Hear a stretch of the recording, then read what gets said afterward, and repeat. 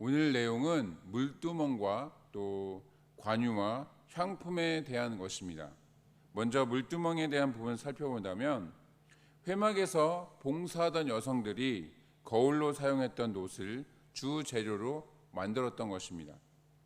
다른 모든 것에는 금으로 씌워놓고 또 물두멍에서만 놋을 이용하고 있는 것이죠. 그 이유는 자신의 더러움을 확실하게 볼 수 있도록 하기 위함입니다. 한번 생각해 보시기 바랍니다. 제사장들은 매일 아침 저녁마다 1년 된 어린 양으로 번제를 드려야만 했습니다. 아무리 양이 순해서 발버둥을 치지 않는다라고 하지만 살아있는 짐승을 잡는 것이기에 손에는 물론이고 얼굴이나 다른 곳에 피가 튈 것입니다. 어찌어찌해서 번제를 드리고 나면 그것으로 그날의 일과가 끝이 납니까? 그렇지 않습니다. 성소의 가장 안쪽으로 들어가서 분향단에 향을 태워야 합니다. 그것도 아침 저녁으로 동일하게 태워야 하는 것이죠. 그런데 여기서 잠깐 하나님께 제사를 드리는 과정에서 어쩔 수 없이 피가 묻었다고 하지만 성소에 그냥 들어갈 수가 있습니까? 그러는 순간 하나님의 임재가 있는 그 거룩한 성소를 더럽혔다라는 죄목으로 그 제사장은 죽게 되어 있습니다.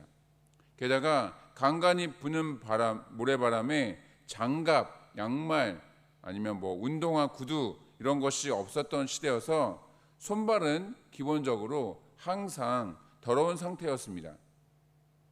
따라서 정결함과 거룩함으로 하나님 앞에 나아갈 수 있도록 성소에 들어가기 직전 물두멍에서 씻어야만 했던 것입니다. 물두멍의 위치가 번제단과 성소 사이에 있는 영적인 의미는 이미 예수 그리스도의 보혈을 통해서 구원받은 자들도 삶 속에서 짓는 죄와 허물들을 매일매일 회개함으로 씻어야 한다는 그런 뜻입니다. 때문에 예수님께서도 제자들의 발을 씻기실 때 손과 발까지 그렇게 씻겨달라라는 베드로의 요청에 대해서 이미 목욕한 자는 발만 씻으면 된다, 온몸이 깨끗하다라고 말씀하셨던 것이죠. 물두멍 부분에서 한 가지 특이할 만한 것은 이 다른 구성품들과는 달리, 이 성막의 다른 구성품들과는 달리 크기에 대한 말씀이 전혀 없다라는 것입니다. 모세는 분명히 시내산에서 하나님으로부터 이 성막에 대한 설계도를 들을 때 친히 조감도를 보았을 것임에도 얼마만한 사이즈로 제작했다라는 그런 기록은 성경에 나와 있지 않습니다. 다만 솔로몬 같은 경우에 큰 바다라고 부르는 이 직경 5m의 큰 물두멍 하나와 또 직경 2m가량의 작은 물두멍 10개를 만들었습니다. 각각의 물두멍에는 44톤과 또 880리터 정도가 들어갈 수 있는 그런 사이즈였죠. 자, 몇 사람이 들어가서 헤엄칠 수 있을 그런 정도인데, 자, 크기에 제한을 두지 않으신 것은 어떠한 죄도 얼마든지 용서하시는 하나님의 크고 놀라우신 그런 은혜를 상징하고 있는 것입니다. 두 번째로 관유에 대한 것입니다.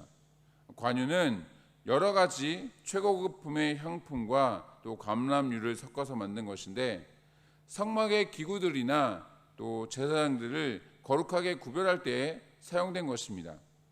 하나님을 온전히 믿고 섬기도록 또 성도들을 세상으로부터 거룩하게 구별하는 그런 성령의 사역을 상징한다라고 볼 수 있습니다.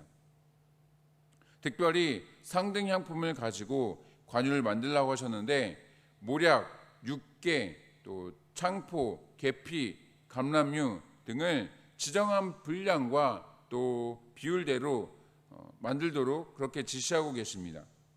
모략은 뛰어난 향기를 가지고 있는 것으로 보통 여성의 정결의식이나 또는 화장품 원료로 많이 사용되었던 것입니다.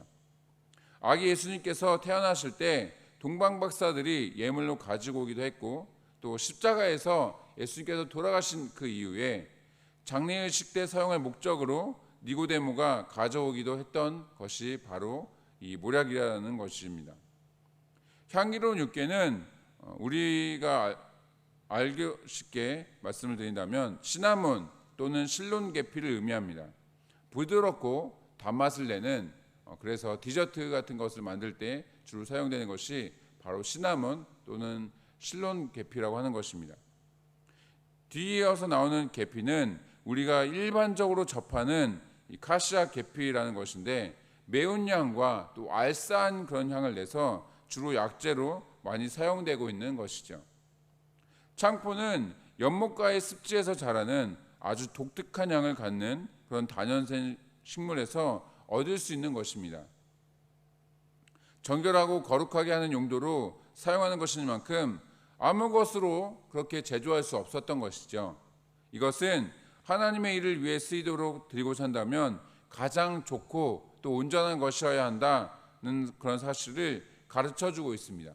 왜냐하면 하나님은 우리가 드릴 수 있는 가장 최선의 것을 원하시고 또한 그런 것들을 기쁘게 받으시기 때문입니다. 여기에서 기억해야 할 것은 제사장들뿐만 아니라 성막의 기구들까지도 관유를 발라 거룩하게 구별하도록 말씀하시는 것입니다. 자, 이것은 무슨 뜻이겠습니까? 관유를 바른 그 순간부터 하나님께 드린 바 된 것이기 때문에 사사로이 혹은 세속적인 목적으로 사용하지 말라라는 것입니다. 이 부분이 오늘날 교회와 또 신앙 공동체 안에서 어떻게 적용될 수 있겠습니까? 성도들이 정성스럽게 드린 헌금이나 또 그 재정으로 매입한 어떤 교회의 물품들이나 혹은 건물과 땅 같은 것 이런 모든 것을 사유화시키지 말라라는 것이죠. 또 다른 의미는 소중하고 또 조심스레 사용하라는 것입니다. 간혹 보게 되면 대형 교회나 또는 크고 작은 교회 할 것 없이 자신의 것이 아니라고 물건이나 또는 교회의 재정을 개념 없이 좀 사용하는 경우가 있습니다. 또한 전등이나 에어컨 등을 사용한 후에 전원 끄는 일들을 잊어먹을 때도 많은 것이죠. 물론 사람이라서 우리가 실수할 수도 있긴 하지만 하나님께 드려진 헌금으로 이 모든 것이 사용되는 것인 만큼 우리가 조금 더 주의하고 또한 조심해야 할 것입니다. 끝으로 향품은 하나님께서 정해 주신 대로 소합향, 낙함향, 또 풍자향, 유향을 섞어서 만들고 거기에 소금을 넣어서 성별하도록 하셨습니다. 소합향은 이 방울방울 떨어지는 나무의 수액에서 추출된 것이고 낙함향은 지중해나 홍해에서 서식하는 대합조개나 또 굴의 그 껍질에서 추출된 것입니다. 풍자향은 향이 매우 짙고 강한 이 회양풀의 고무수지에서 나온 것으로 그렇게 보고 있고 유향은 아라비아 반도와 팔레스틴에서 서식하는 높이 12m 정도의 이 감람가의 관목에서 추출한 것입니다. 이렇게 다양한 향을 함께 섞어서 사는 이유는 기도와 연관이 있습니다. 분향단이 예수님의 기도라고 설명을 드렸었는데요. 하나님 앞에 기도할 때 어느 한 가지 편중된 제목과 또 목적으로 할 것이 아니라 회개와 감사, 또 찬양, 간구, 중보기도 등등 다양하게 해야 한다는 것입니다. 여기에서 향품들과 함께 섞이는 소금은 변치 않는 하나님의 말씀, 우리가 소금 언약이라고도 하는데요. 그 하나님의 말씀을 상징합니다. 쉽게 말해서 하나님의 말씀에 근거한 그런 기도를 해야 된다라는 의미인 것입니다. 이러한 관점에서 너희를 위해서 이러한 향품을 만들지 말아라 라고 명령하신 것은 우리의 정욕대로 쓰기 위해서 하나님 앞에 간구하는 것을 경계하고 있는 것이라고 우리가 볼 수 있습니다. 말씀을 마치겠습니다. 오늘의 핵심 메시지는 하나님 말씀대로 또 하나님 방법대로라고 할 수가 있습니다. 어떠한 일을 하건 하나님께 영광 돌리는 삶을 살기 위해서는 세상 일과 또 하나님의 일을 구분하지 않고 하나님께서 인도해 주신 대로 해야 한다는 것입니다.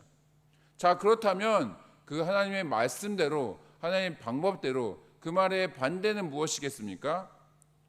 자기의 소견대로 행하는 것이죠. 오늘날이나 예전이나 하나님의 백성들이 타락하고 문제가 되었을 때는 자기의 소견을 따라서 살아갔을 때였습니다. 불신자들과 구별이 되지 않았던 그런 시기였던 것이죠. 그때 당시에는 그것이 너무나도 편하고 또 승승장구하고 그렇게 좋았겠지만 그 앞에는 실패와 또한 멸망이 기다리고 있습니다.